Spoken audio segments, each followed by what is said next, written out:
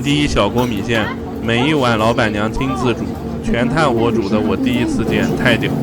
先要清楚一个概念，电锅煮的最菜，明火的相对好，全炭火爆煮的太牛。永不熄灭炭火熬汤加热，如果看过我东京拉面的，懂永不熄灭的火有多重要。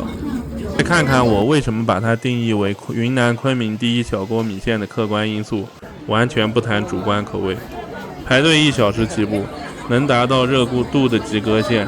任何城市任何菜系，如果要定义第一的话，一定要看热度。排队也有因素，老板娘亲自煮，一次只能好2碗。我吃过其他的都是请阿姨煮的。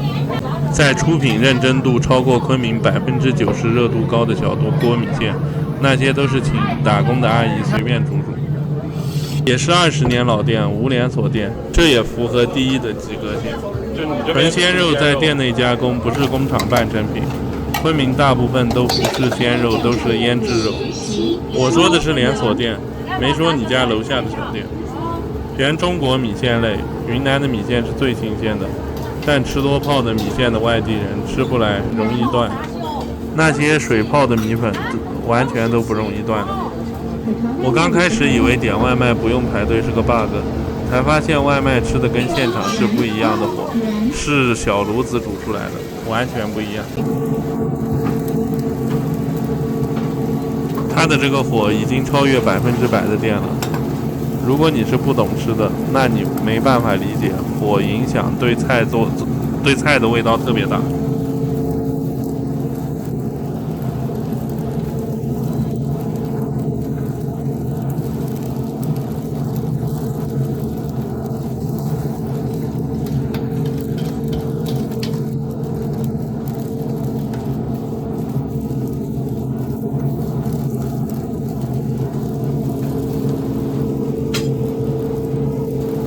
这个汤也是无敌的，永远都是保持滚烫，永不熄灭，比加热的好吃太多。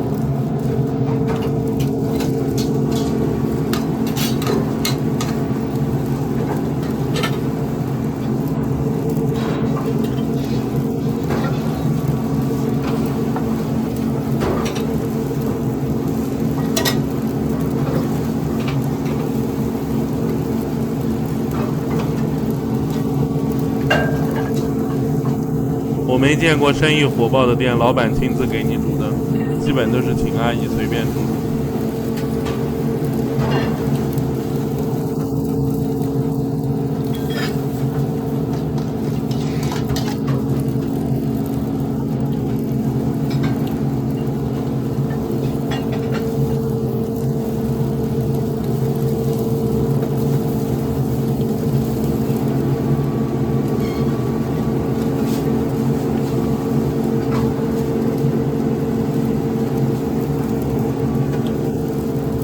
老板娘还化妆煮米线，也是有态度的人。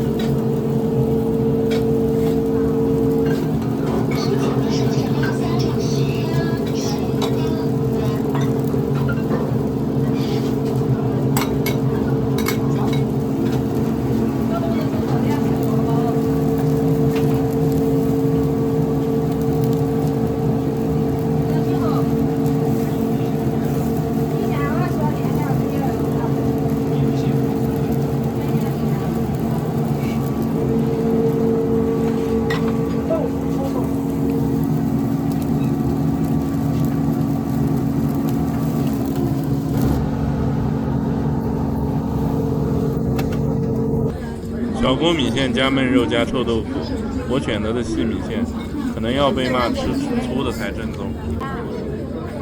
反正赶紧吃，不然泡烂了。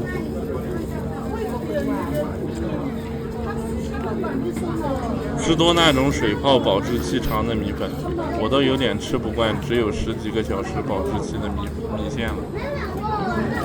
有点吃不惯那么嫩水灵灵的米线，吃多咬不断的米粉。臭豆腐味道可以的，外地人别轻易尝试。如果是正常的外地人的话是吃不惯。臭到回味香嫩，比普通豆腐好吃太多。温度太烫了，烫到离谱。温度这里又是满分了，虽然没煮完。焖肉味道一般，就是有点老的瘦肉，没必要浪费钱花甜点。我没搞懂他为什么不愿意加鲜肉。除了我已经有点吃不太习惯粉太嫩，满分小锅米线了，汤很香。可是再好吃，这也只是一个小锅米线，没什么神奇的味道。我发现对大部分人来说，吃一些未知新奇的东西，比传统的味道更好吃。我愿意排队1小时吃这个小锅米线，但是对大部分人来说都没有这种心态，也完全不值得。如果你想吃小锅米线，你就找个就近的，去看看那个汤是不是骨头汤，是不是勾兑的，太软了，肉没腌制过就行。就这种基础平民小吃，能吃出区别或者愿意为了这一点区别跑几10公里的人特别少。千万别看了我的视频跑那么远回复我一个一般不如我家楼下。没有横向对比的思维很少，基本都是灵光一闪，附近好吃，妈妈做的好吃，就这种思维。我觉得这种思维是对的，人都是情感动物，感性的人也偏多，但不要去挑战别人的模式。以前我总在想，为什么明星或者很多名人、富豪都喜欢去那种小脏店或者吃碗面？是人家傻吗？其实如果你有无限的预算，吃的够多，才能有这种心态。我觉得这家店也不能吃太多，温度太烫了，对身体也不好，冷了估计也吃不到精髓。这家店只要不开连锁店，我看到是老板煮，那我以后还来昆明还会排队吃的。他的这个米线偏辣，吃不来辣的可以叫他微辣或者别放辣椒。很多人来这里吃，我看他们都点不放辣椒。如果你觉得有比这个好的，请说一家老板亲自在煮，不是小公主，生意火爆的，不是那种生意完全没人，只是老板开个店创业的那种。昆明人一般不吃过桥米线，以吃小锅米线为主。小锅米线是真正值得吃的米线。我吃完了，我家里人才吃了一点，他受不了太烫的。我试了下他的汤，不是柯基，都熬得不错，而且不口干。我不太信没放鸡精。抓不着嘛。